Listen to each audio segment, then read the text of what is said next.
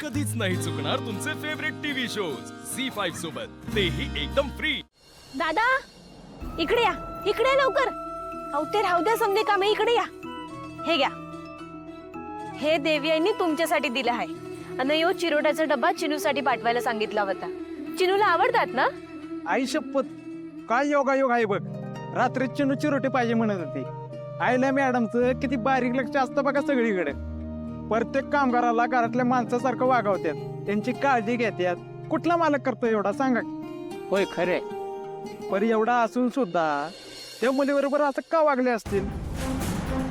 एखाद्याची आयुष्याची कष्टाची भाकरी अशी एका झटक्यात काढून घेणं चुकीचंच आहे. एवढ्या मोठ्या गोष्टी घडताना कोणाला खबरच नाही. सगळी मोठ्या माणसाची काम आहेत, बातम्या दाबून ठेवत असतात. हो माळी दादा, काय बोलताय तुम्ही? हा, डोकं फिरलंय का तुमचं? त्या आपल्या मालकीनबाई आहेत, त्या असं वागू शकत नाहीत, हे माहिती आहे ना आपल्याला. मग पर मारुती दादा, त्यांनी अनुष्का मॅडम बरोबर अन्याय केला असं वाटत नाही का तुम्हाला? आज पहिल्यांदाच आहिले मॅडम चुकले असं वाटतंय. दादा हो, तुम्ही काय बोलताय? माझ्या देवी आई कधीच चुकीचं वागू शकत नाहीत. त्या कधीच कुणाचं नुकसान करू शकत नाहीत. देवी आई जो निर्णय घेतात तो विचार करूनच घेतात. आणि मला माहित आहे, हा निर्णय घेण्यामागं सुद्धा मोठं कारण नक्की असणार. इगो. दादा तुम्ही या. अरे आईचा ना इगो हर्ट झालाय.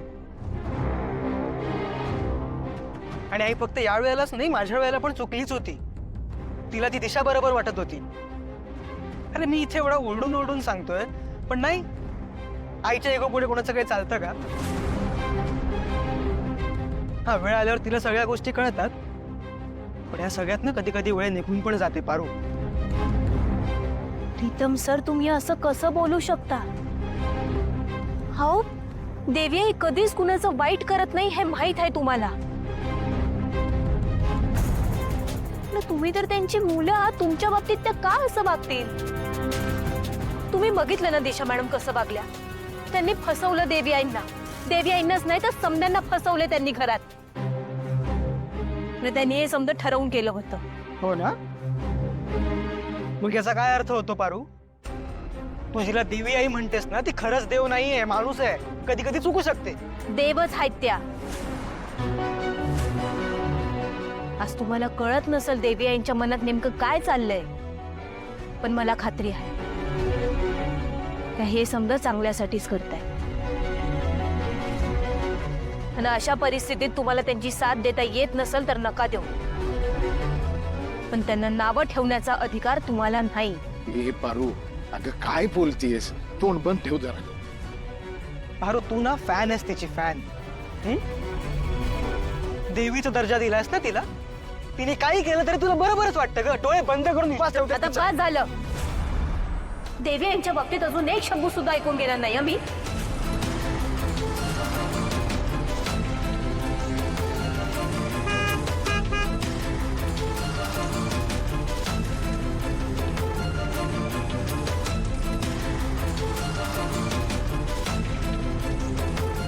काय झालं दादा, गेट का ओपन नाही करत आहेत? माफ करा मॅडम, पण तुम्हाला गाडी आत येणार नाही. पण काल तर आतमध्येच पार्क करून दिली होती गाडी. आतमध्ये भरपूर गाड्या लागलेल्या आहेत, पार्किंग करायला जागा नाही. काय? अहो आतलं पार्किंग जवळजवळ रिकाम आहे. काय प्रॉब्लेम आहे? जाऊ दे ना ती गाडी आत. अहो नाही प्रीतम बाबा, आहिले मॅडमचा आदेश आहे, त्यांची गाडी आत द्यायची नाही. पाहिजे तर तुम्ही गाडी बाहेर लावा आणि चालत जावा. इट्स ओके प्रीतम, मी बाहेर पार्क करते गाडी. बघितलंस काय करते तुझी देवी आई? त्या अनुष्काने तुझी बाजू घेतली म्हणून त्याची ही अवस्था आहे आज. हा इगो नाही तर काय आहे ग पारू? हा,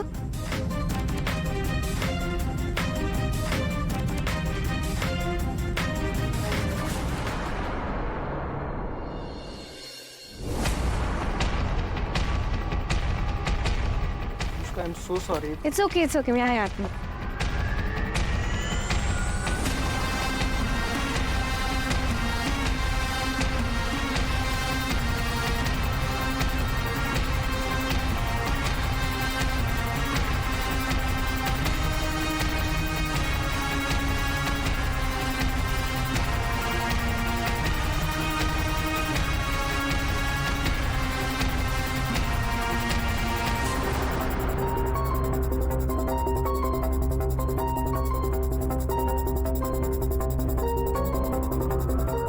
थांबा.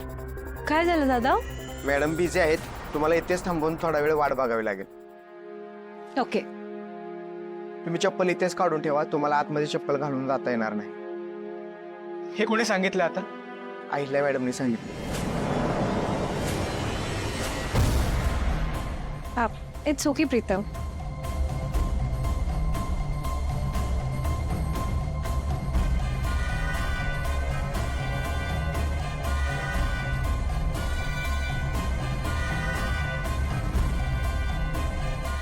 आई, बाहेर ती अनुष्का आली आहे. काय करतेस तू हे सगळं?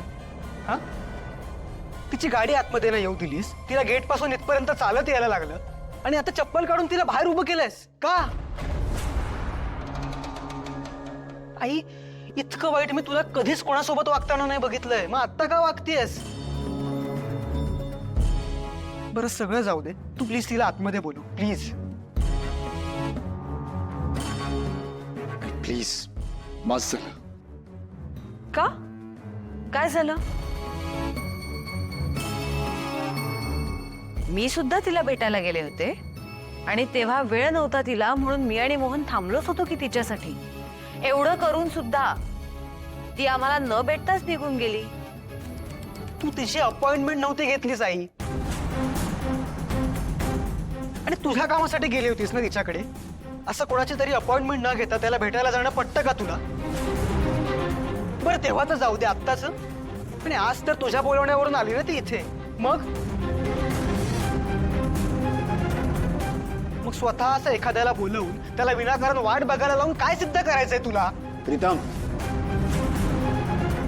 आईवर आवाज चढवू नकोस.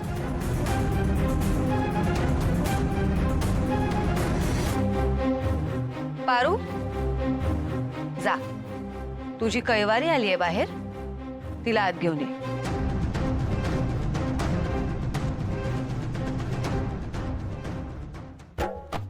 आज अनुष्का नावाच्या तोफेचा वहिनी फुसका बार करणार असं दिसते. मला ना असे सीन बघायला फार मजा येते. तुम्हाला पण येते ना? येते ना?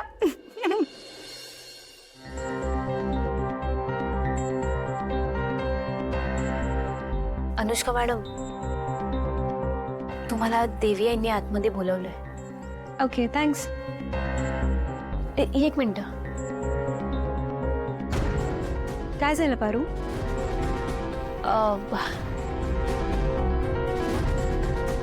देवी आई लय चिडले.